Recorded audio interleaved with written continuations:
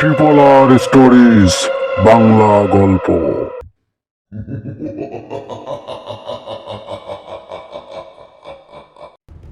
একজন লোক রাতের আঁধারে আতঙ্কিত হয়ে ছুটছেন। পিছনে অদৃশ্য কোনো শক্তি তাকে তাড়া করছে।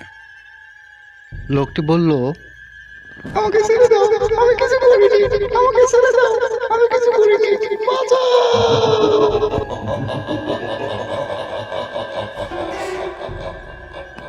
তারপর একদিন সকালবেলা রাহুল ও মিতু গ্রামের দিকে রওনা হলো। রাহুল একজন তরুণ সাংবাদিক ও মিতু একজন ইউটিউবার।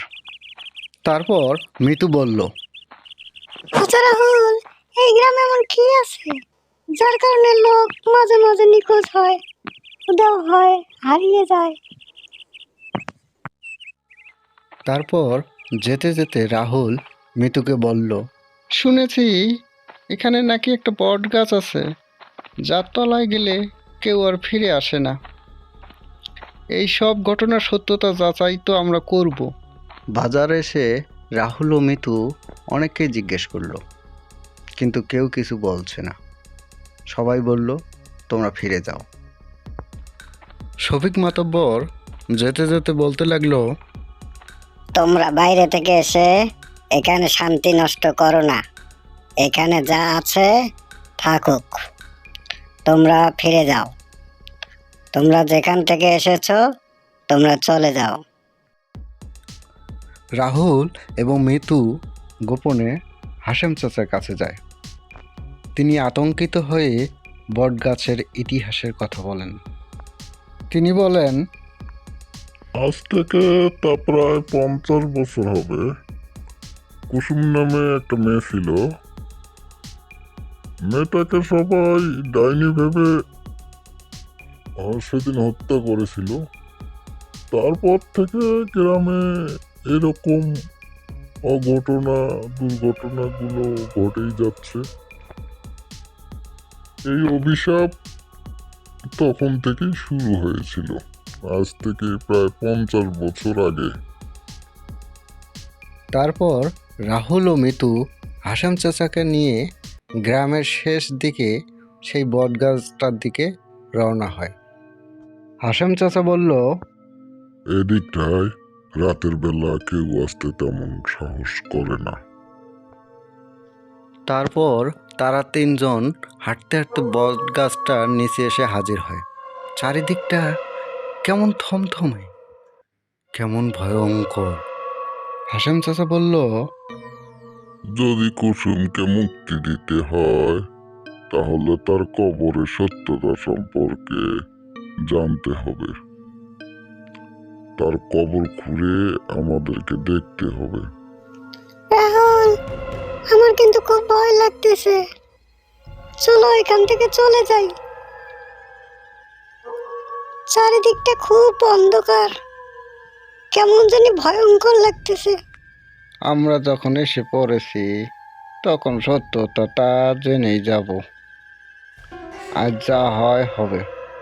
তখন হঠাৎই কুসুমের আত্মা এসে বলতে লাগলো, তোমরা এখান থেকে চলে যাও, যদি বাঁচতে চাও এখান থেকে চলে যাও।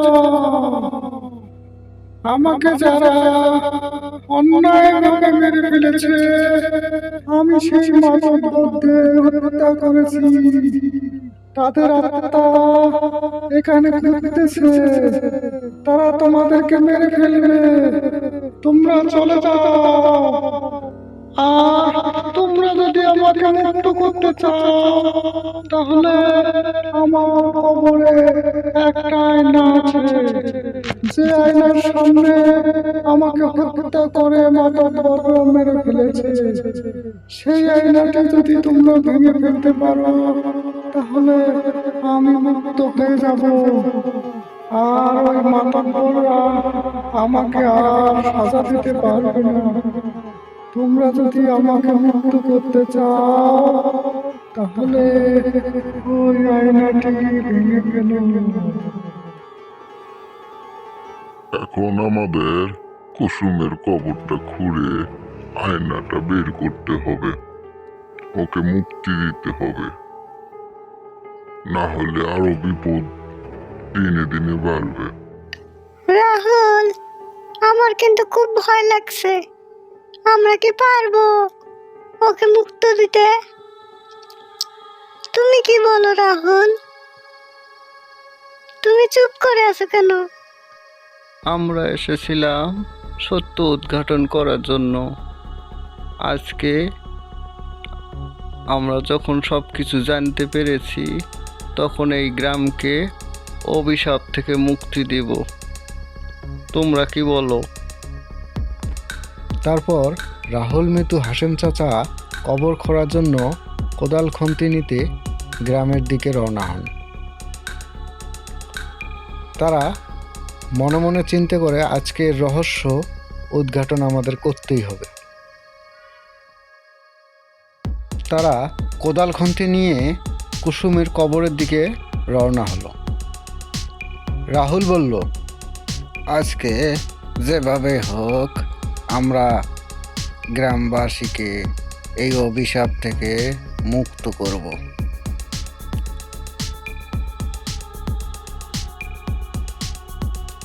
তারপর রাহুল ও হাশেম চাচা কুসুমের কবর খুঁড়তে লাগলো। পাশে মিতু দাঁড়িয়ে আছে। তারপর মিতু বলল, রাহুল, তাড়াতাড়ি করো, আমার খুব ভয় লাগতেছে।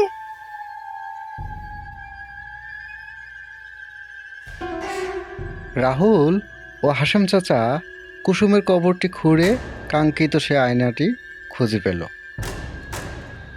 কিন্তু রাহুল যখনই আয়নাটি হাতে নিল, তখনই চারিদিকটা রক্তের মতো লাল হয়ে গেল, আর চারিদিক থেকে ভয়ঙ্কর সব হাসির আওয়াজ ভেসে আসতে লাগলো।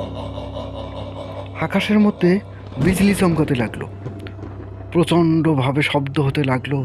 চারদিকে মনে হয় পৃথিবী ভেঙে যাচ্ছে। দূরবর্তী গ্রাম মনে হয় সব ভেঙে যাচ্ছে। চারদিকে এত হাসির শব্দে তারা আতঙ্কিত হয়ে পড়ল, কিংকর্তব্য বিমূঢ় হয়ে পড়ল। তারা কি করবে বুঝে উঠতে পারছে না। এক সময় রাহুলের মনে হতে লাগলো, যে হাতটি দিয়ে সে আয়না ধরে রেখেছে সে হাতটি নড়াতে পারছে না। তারপর অদৃশ্য মাতব্বরের আত্মারা একে একে তাদের সামনে এসে উপস্থিত হতে লাগলো। আজকে তোমাদের সবাইকে এখানে মরতে হবে। তোমরা কি মনে করেছো তোমরা কুসুমকে মুক্তি দিতে পারবে? তখনই হাশেম চাচা মন্ত্র পড়তে শুরু করেন, আর মাতব্বরের আত্মারা তাকে আক্রমণ করার জন্য বারবার ছুটে আসে। হাশেম চাচা মন্ত্র পড়তেই থাকেন।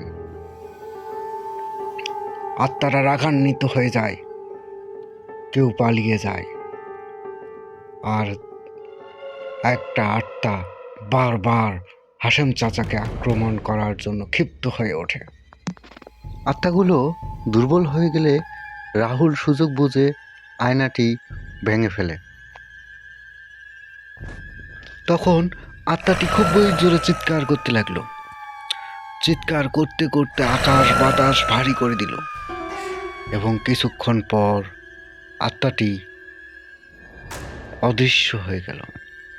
তারপর কুসুমের আত্মাটি এসে বলল, তোমাদেরকে অনেক অনেক ধন্যবাদ, তোমরা সব সময় ভালো থাকবে। তারপর রাহুল বলল, অবশেষে এই গ্রামকে আমরা এই অভিশাপ থেকে মুক্তি দিতে পারলাম। পরের দিন সকালবেলা যাক মিয়ারা, আমাদের গ্রামকে এরকম অভিশাপ থেকে মুক্ত করার জন্য তোমাদের দুজনকে অসংখ্য ধন্যবাদ। আপনাদেরকেও ধন্যবাদ, বিশেষ করে হাশেম চাচা, আমাদের সর্বাত্মক সহযোগিতা করেছেন। তারপর রাহুল ও মিতু অনেক খুশি মন নিয়ে বাড়ির দিকে রওনা দিল। তারা যেতে যেতে ভাবতে লাগলো, তারা একটি গ্রামকে অভিশাপ থেকে মুক্তি দিয়েছে। তারা যেতে যেতে যখনই বটগাছটার দিকে তাকায় তখনই দেখে